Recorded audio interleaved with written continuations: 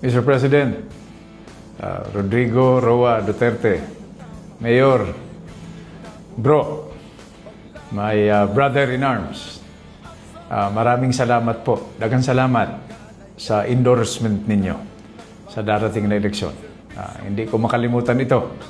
Ganun talaga tayo. No? Matagal na tayo magkaibigan, magkasama. Pareho man ang kausa natin. Pero ang mas importante rito na gusto ko isabay dito sa pag-greet ko sa iyo ay yung sinumpaan natin na tungkulin nung mayor ka pa, nagpresidente ka. Ako naman nagsundalo, nagrebelde, nagsenador, ginawa niyo akong sekretary.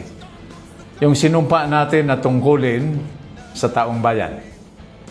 Unahin natin, no, yung ating mga kapatid na Muslim, yung sa BARM.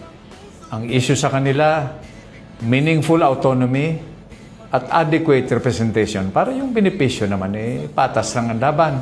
Hindi naman ito palapitan o palayuan sa kusina. Pangalawa, doon ako nanggaling at alam ko malapit din sa puso mo. Yung modernization ng kasundaluhan at kapulisan natin. Hindi lang ito yung modernization sa pamagitan ng gamit, no, equipment, no? Modernization ito sa pag-isip para sa limitado nating pera at kakayahan. Kaya nating depensahan itong demokrasya natin, itong bansa natin, at yung kinabukasan ng ating pinagkakaingatan na yaman, yung ating mga anak, no, at mga apo. Sunod-sunod na natin, senior citizen, napapabayaan, dahil senior na ba? Mag-ibaha pa galing sa Mindanao para pumili daw to, para kumuha ng benefit. Hindi naman siguro tama yan, di ba? PWD, Persons with Disability. Kahit na may kapansanan yan, tao rin yan. Di ba? Hindi lang yan bumuboto, kundi maraming trabaho pa rin yan, nakakatulong pa rin yan sa kinabukasan ng ating mga anak. O isunod-sunod na natin, yung OFW, 14 million sila, abroad, 200 countries, 200 no, na bansa, overqualified na teacher at nurse, nag-aalaga ng mga anak, ng mga leader ng mundo. 60% ng seafarers, mga seamen, Pilipino. Sabi nga nila, kung tumigil magtrabaho ang mga Pilipino, diba? Sa Washington, sa United Nations, sa karagatan, babagal ang ekonomiya. Ito yung mga, naalala mo, pag nag-uusap tayo. Ano pa yung mga nakakalimutan natin, di ba? Yung mga katutubo, nasa bulumundukin, no? Pero nakakalimutan natin. Maalala man natin tuwing boboto, kung registered voter pa. Sila ang mga urig na Pilipino dito.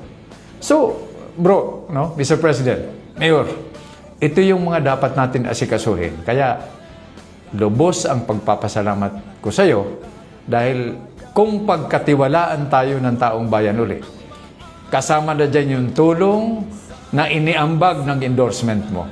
Ito yung mga asikasuhin natin. Mga batas na pakikinabangan ng bansa. Alang-alang sa ating pinagkakaingatan na yaman. Our next generation of citizens and leaders. Kaya ito, kasabay dito sa pasasalamat ko. No? Mag-ingat kayo. Huwag kayong magkasakit, ha? Please, keep healthy in mind, body, and spirit. Dahil ako at maraming mga nagmamahal sa iyo na kababayan nating Pilipino, nagtatrabaho kami para ibalik ka na dito sa piling namin. Dito sa bahay natin, sa Pilipinas. Para kasama mo, mabisita ka madalas ng pamilya mo, mga kaibigan mo. At mabisita rin kita. Kaya ingat palagi. God bless you. And I pray and I hope to see you soon. Bro, Mr. President, Mayor, mabuhay ka. Daghang salamat. Bingo mo na